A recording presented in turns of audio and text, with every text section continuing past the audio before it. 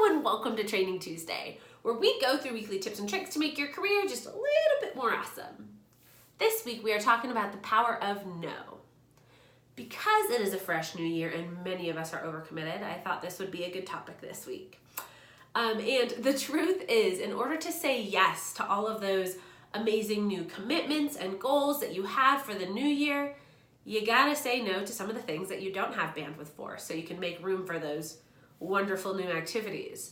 And for many people, myself included, saying no can be a challenge.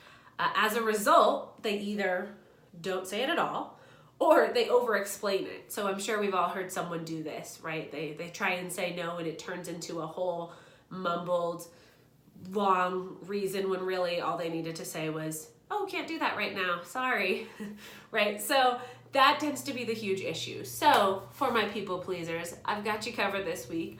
I wanted to share today some of the things, the little tips that I can give for you so that you can actually more effectively say no and in turn say yes to all the things that you want to actually do within the new year.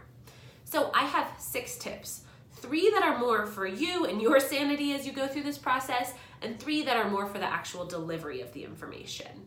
And because we want to make them all congruent, they all start with a P. So for you, for your sanity when it comes to saying no, I want you to, number 1, keep perspective. So what I mean by that is I want you to keep in mind this idea that saying no to one thing is saying yes to another thing. And this can be super helpful for people, especially those people pleasers, those obligers who we've talked about, right, of the really willing to do stuff for others. Well, it's helpful sometimes to remember that saying no is actually a yes in disguise. So keep perspective.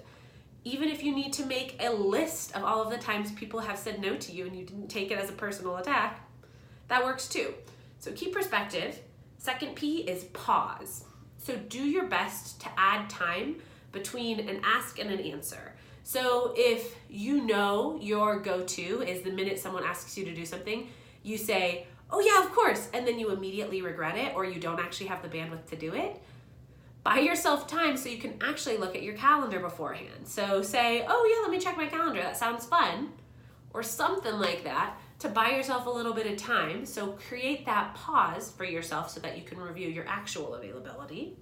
And then 3, practice. So this is one of the best things you can do for yourself, especially if you're not super comfortable with saying no. Practice it so that you don't do the thing we talked about of overcomplicating it and giving 100 reasons when really all you need is kind of like the core reason why you really can't do something. You don't need to say, and then my cousin, and I have to go visit her in the hospital and it's been a whole thing. We don't need all the information. The more concise, the better, okay? So for your own sanity when it comes to saying no, I want you to keep perspective, I want you to pause, and I want you to actually practice. When it comes to delivering the information, I want you to, 1, provide a clear answer. So this comes back to, goes hand in hand with the practice thing, right? The worst thing you can do in saying no is you're all worked up about this conversation, and when you leave, the person doesn't actually know. They're like, I think they said they can't do it, and it's not very clear, right? We all know people who struggle with saying no, and we'll be like, yeah, maybe. And maybes are hard to plan with because I know that, I've had to do that. I've also been in that situation. And so the best thing you can do is just give them a clear answer so they know exactly, are you coming or are you not coming? Are we doing this or are we not doing this? So provide a clear answer. The next thing you can do is actually be polite, right? So remember, you don't have to be rude to do this. It doesn't have to feel cruel. You can still say, oh, thanks so much for thinking of me, but I can't do dinner tonight. Or if it comes to work, right? Like, oh, I so appreciate you trying to put me on that project. Here, I don't necessarily have this bandwidth right now. But you can always be kind about it. And remember that it's about the task. It's not about the person who you're saying no to. So you're not saying no to them. You're saying no to the task itself. And then 3, the third thing I want you to remember is to prioritize if necessary. So if this is something like a work situation in which you have been asked to do something that you don't have bandwidth for from a manager or someone who you feel less comfortable saying no to, then it doesn't have to be a hard no, I can't do this, end conversation here.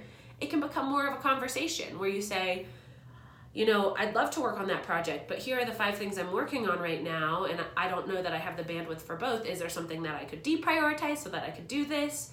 right? So make sure that you can have a priorities conversation if necessary. So those are my 6 tips for you. For yourself, for your own sanity, keep perspective, make sure to pause, make sure to practice. And for the conversation itself, make sure to provide a clear answer, make sure to be polite, and make sure to prioritize if necessary. So those are my tips for you this week, and I would love to hear which of those P's you really want to implement. So let me know in the comments or send me a note. I'd love to hear from you. And here's to saying no in the new year. So in the meantime, happy working.